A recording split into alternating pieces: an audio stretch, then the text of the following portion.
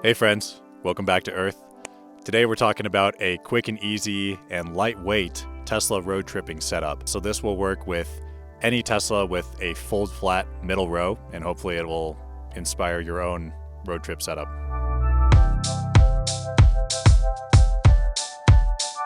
Here's an overview of how I think about the car when I don't have a roof rack or anything on it.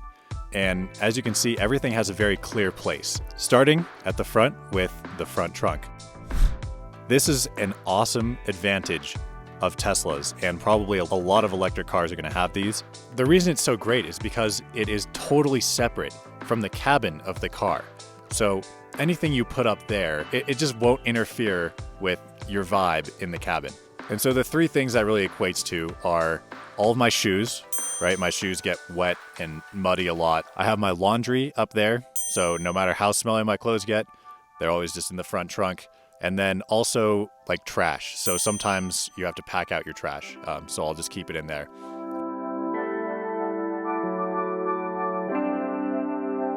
And yeah, that's the front trunk. For me, it's an easy place to access, but the most important thing is it just seals stuff off. That's the beauty of it. Again, like a huge advantage of electric cars. All right, moving to the front passenger seat. As I touched on in my first video, I never keep anything up here because I know a lot of my channel watchers are gonna be couples. Most of the time, I leave it open just for you guys. So there you go. Behind the passenger seat, that's kind of the cooking and food area. Right now on the seat itself, I have this portable refrigerator thing, which is great. I'll talk about that in another video. And then I have a cooler, just, not powered, that holds beverages and ice and things like that. But pretty much all summer, I went with just the cooler in the bottom, holding all of my food and beverages and everything. I wouldn't recommend that, really, for a longer trip, but it is doable, just so you know if you want more space. Don't feel like you have to have something on the seat. And then the middle seat and the middle footwell are reserved for, non-perishables. So that's, all my sauces or stuff that basically doesn't need to be refrigerated. Down in the footwell in the middle is where I keep food that I need to access while I'm driving. So this is, my snacks. And I drink Huel every morning. It's like a meal replacement thing. And so I have all that down there, so it's really easy to access from the driver's seat. And then I also picked up this kind of back of the seat organizer, which holds my 12-volt stove, which I use to cook everything, and then just some silverware and cooking utensils, things like that. So I have that all in one place behind the seat. And I think the takeaway here is that sometimes I'll stop by the side of the road to make a sandwich, and it's super easy. I just pop out, open the door. Sometimes I can, stick stuff on top. I'll make a roof sandwich or a frunk sandwich. And going back to the trunk is just not the best option for that, in my opinion. So I definitely utilize the back seat a ton, probably even more than the trunk. I definitely recommend that you use the back seat a lot as well. All right, so moving on to the trunk.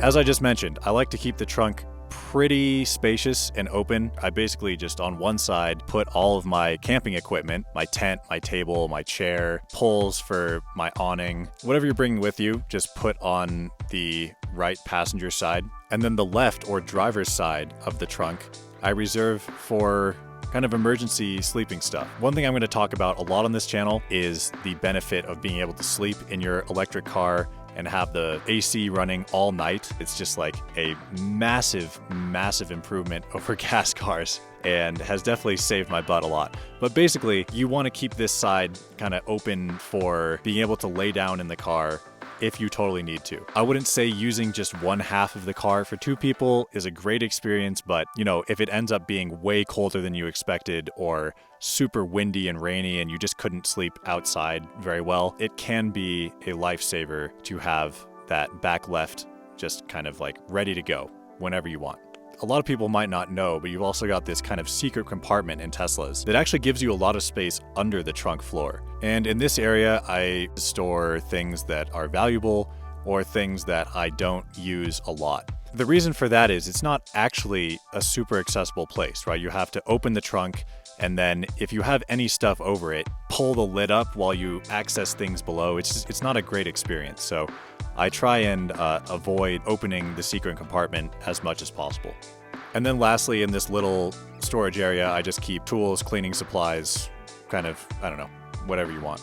All right, so now we're moving on to the rear seat on the driver's side, which is where I keep all of my clothes. I would say on a road trip, if you're not staying at hotels, you should avoid a suitcase at all costs. I really recommend like using baskets or some other solution like that that's a lot easier and more organized, which ended up being the solution that I go with now. And in the footwell of the seat, I just keep my jackets and sweaters and jeans, like bigger items that are kind of easy to pull out, and I keep them in this clear bag so I can see what I'm doing even from the outside. So that's pretty clutch. And then there tends to be a little more space next to that, so I keep my pajamas and toiletries right there, easily accessible from the driver's seat or getting out and opening the side door.